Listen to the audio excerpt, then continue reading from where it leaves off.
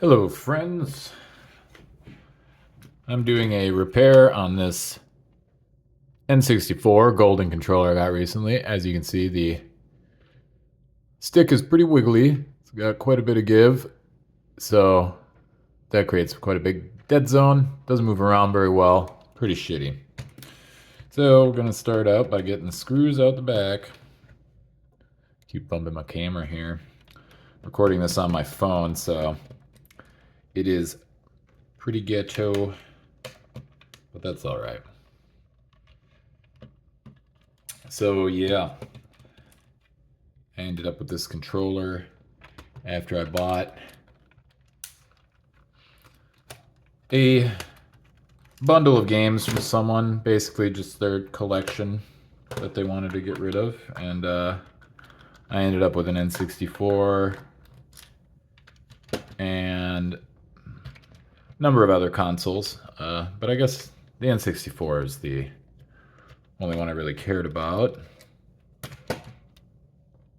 I guess that's not true. There was a DSi in there and a PSP, so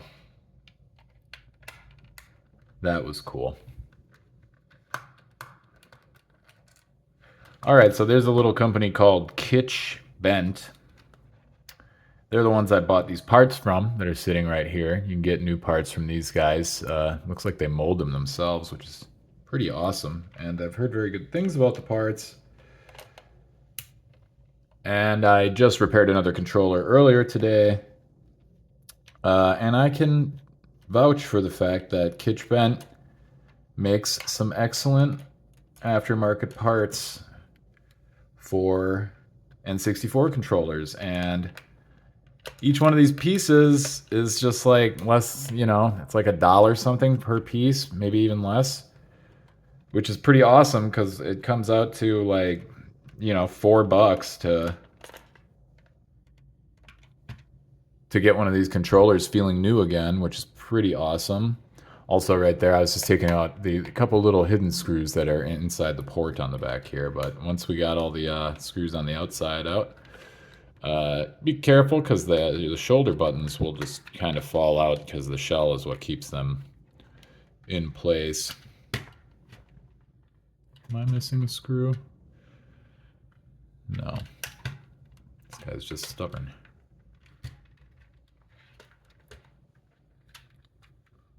Come on now. Always something, right? Let's see here.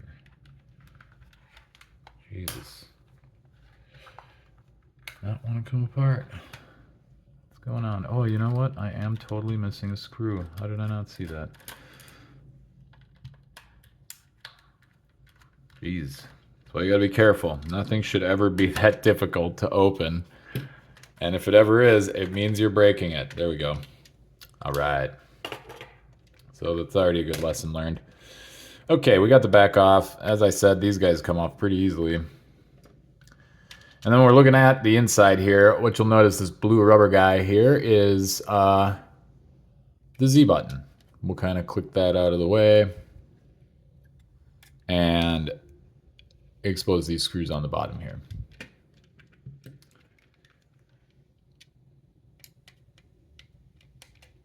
Get these guys out.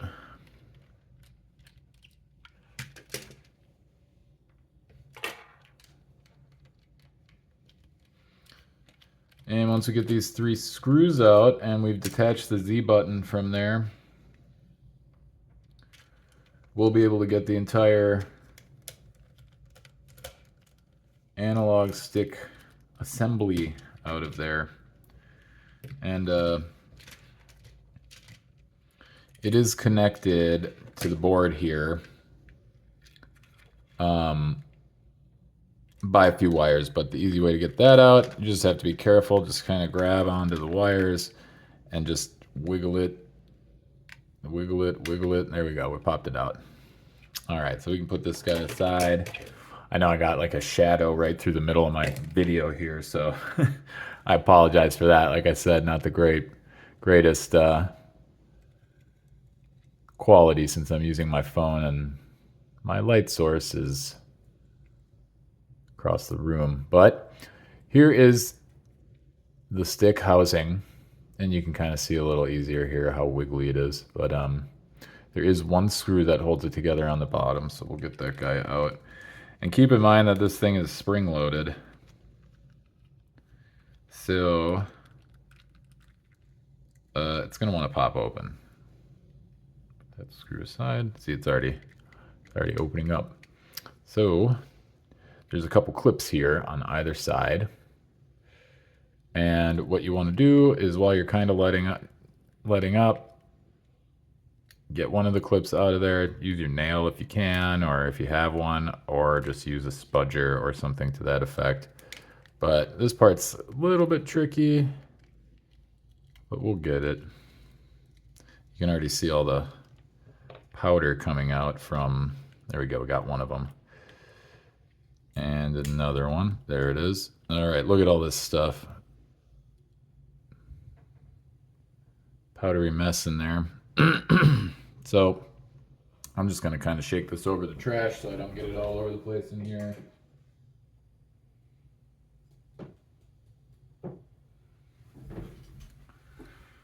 Which I already got it all over the place, but that's okay. As you can see, this end, we got our gear attached to this little guy right here in the center, which is the analog stick. So we're just going to kind of turn this, get it off of here. There's that guy. That would be the smaller of the two. As if you do buy multiple of these like I did, keep in mind that there's like two sizes of them. There's a bigger one and a little one. The little one's the one that actually is going to be attaching to the analog stick. And then we got a spring here. We got this spring cover that the little gear guy's going to sit on. We can get that out of there for now. And I'm actually going to try out, because this stick is gross and whatever, I'm going to put it aside. I'm going to try out the new stick here.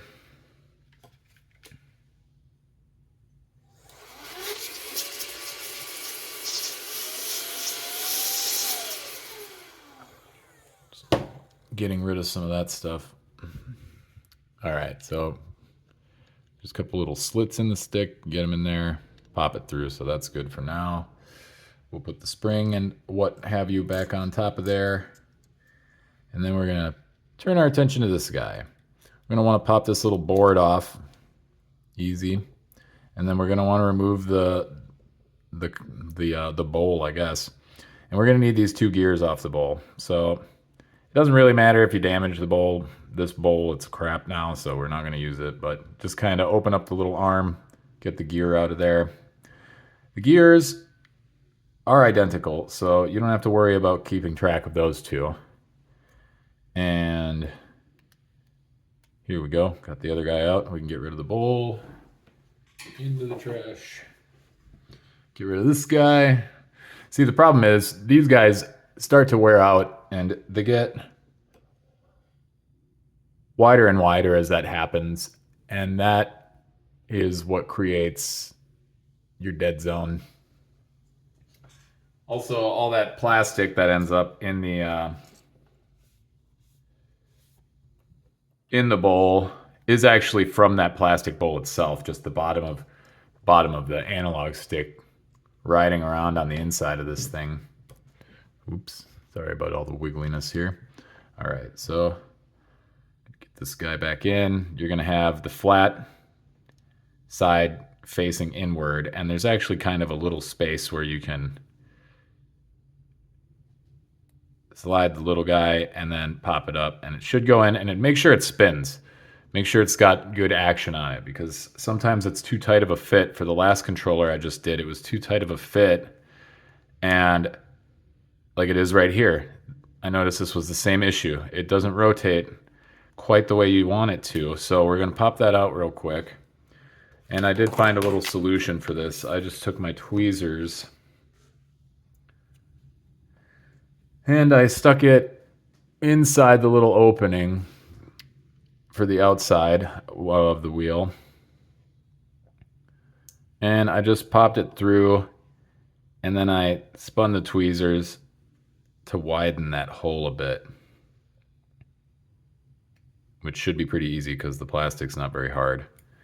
And I went into the other side, widened it, a bit from that way too.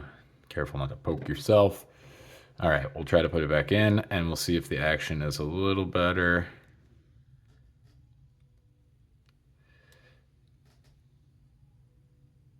Not quite.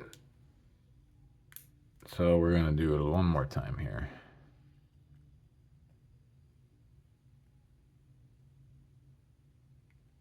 Ooh. All right, let's see. Got it a little bit wider there.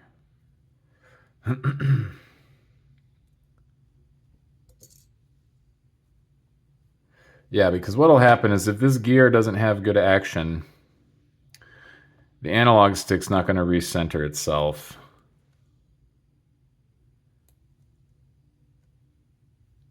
All right, there we go. It's moving free now. They're both moving free. We're good. Now we're going to go back to this guy. We're going to drop him right back in. And it lines up. It's keyed to go in there, so you can't really mess up the way that goes in. And then we're going to put this board back in. Make sure it pops all the way down, that it's flush with the rest of the case. And then we're going to turn our attention back to this guy. Now we're going to take the smaller, well, here, this step is easy. Drop the bigger one into the bowl. And the gear is going to be on the right side if you got the flat side at the top here, like so. Gear on the right. So I'm going to take this guy, put the top back on. And then since this thing's configuration, if you look, this slot at the top here is where this gear is going to want to fall and rest. So we turn it around. This is how it's going to be fitting onto this guy. So we're going to want our little nub here at the bottom to be horizontal. And we'll start by pushing down the spring and popping him through. And then we're going to keep that nub straight, turn it vertical. So this nub here is going to be horizontal, and now your small piece will be vertical. Then this piece is good to go. So, did I get it backwards? I did. Okay, so I'm going to spin it this way. There we go. So the gear should be on the flat, facing the flat side. And then, as I said, make sure this guy is horizontal. And you're going to fit it back into this guy, but make sure that little horizontal bit fits into the slit of the larger plastic bit. And then you'll want to pop it back together. And remember, now it's spring loaded, so you'll want to hold it together, get your screws set, and then we'll get it back together real quick here. Boom. All right. Now, if those gears are moving as they should,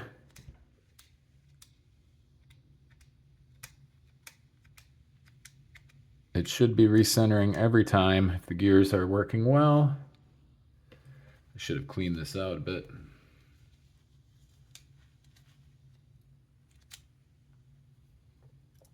All right, and there it is. We're looking good. Now we're going to drop it back in and get the screws back in there.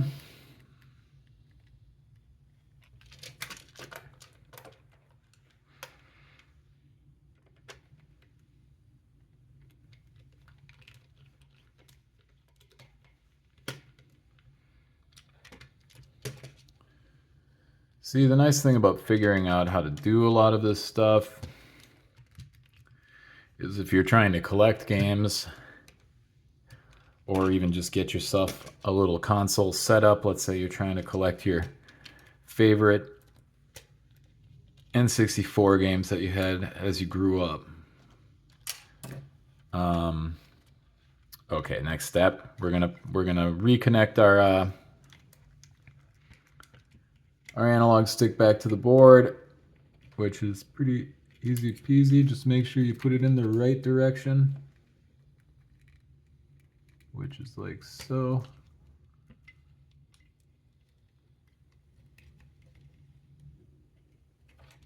Come on, don't. There it is. That was a little bit tough. And then what you can do is start under the peg that moves, not the stationary one on that side, and push that one out so you can get it in place. Should be good. And then we're going to drop our shoulder buttons back in.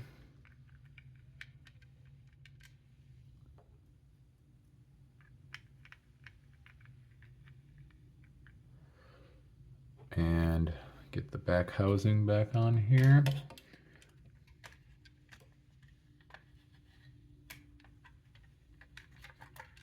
All right, there it is. And we'll get these screws back in. I'm going to start with the little ones in the port.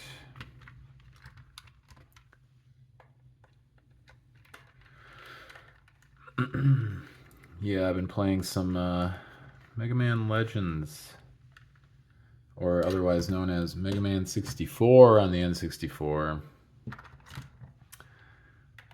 I loved it on the PlayStation, and never really got a chance back in the day to play it on the 64. I mean, back when it came out, people were talking a lot of shit, saying it wasn't a very good port, like that the PlayStation version was the superior version, yada yada, things like that. I mean, the console wars were real, man. Like, people they were very personal about which console they chose, you know, and the N64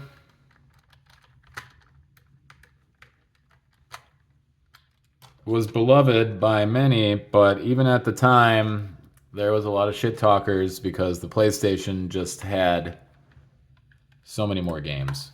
Uh-oh. What have we done here? There we go. Ooh.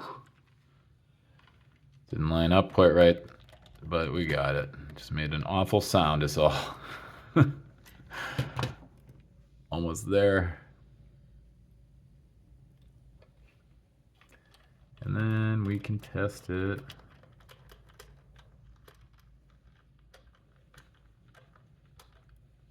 I was actually pretty happy to get this gold controller in the bundle. My two other ones are gray, and I got a glacial purple one coming in the mail that I'm anticipating. I mean, just from the photo, I could see the analog stick sagging to the left a bit. I knew that I was going to have to replace it, but honestly, I love doing this stuff, so I'm excited to get it and get that analog stick working like new and, you know, hit some F-Zero. Now, this is going to bug me. I'm going to clean that. I'm going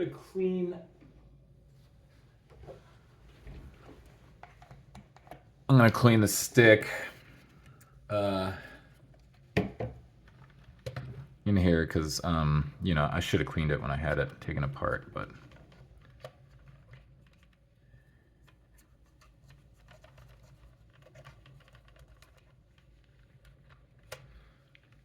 nasty stuff in there.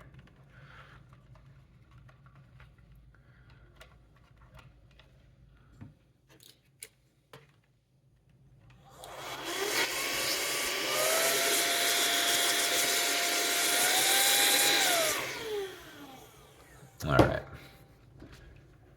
Moment of truth here.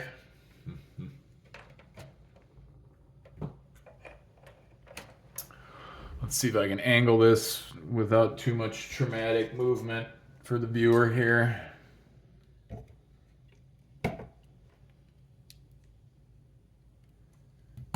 Re-angle things so I can get a look at television. Wonder if I should do Mega Man 64 or pop in some F-Zero. I mean, you know, if I'm gonna test it, I might as well test it legit. Mega Man 64 is a great game, but it is nowhere near as intense as my beloved F-Zero.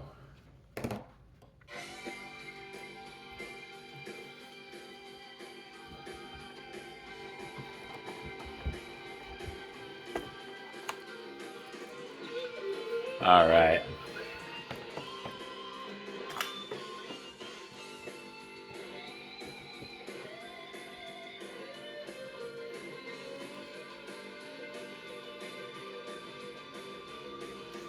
That is good enough for our purposes.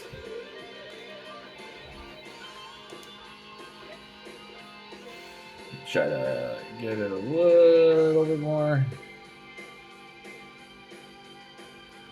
All right.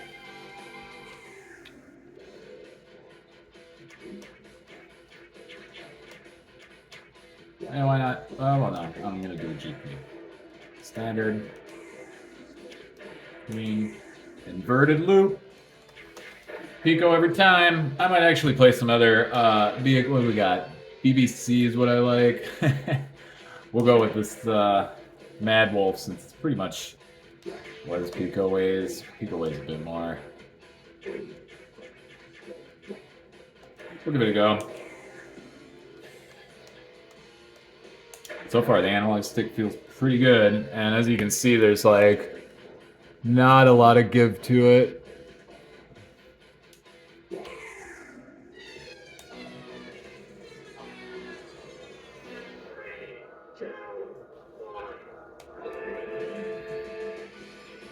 Hold up. Ooh. Let's see here.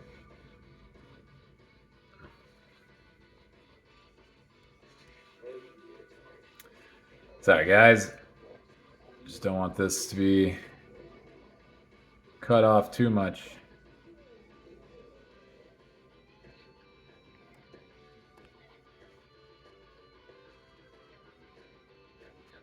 There it is. Or good enough.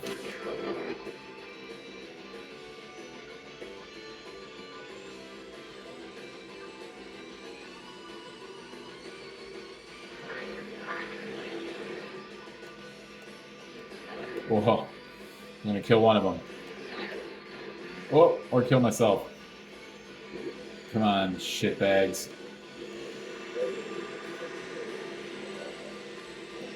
Oh, the controller feels great. I'd say Kitsch-Bent has my seal of approval for their parts. Like I said, though, you will have to kind of make sure that the gear fits in correctly into the bowl piece. So you'll want to use something like the tweezers I used, or really, you know, a small screwdriver. Anything will do the trick. Whatever you can use to not destroy it, but just widen that hole a touch so that there's better action for the gear. Because like I said, if the gear is not moving correctly, it's not going to recenter because the gear works off of that spring. So the spring is what pushes the gear back in place. And that's what keeps the analog stick centered. So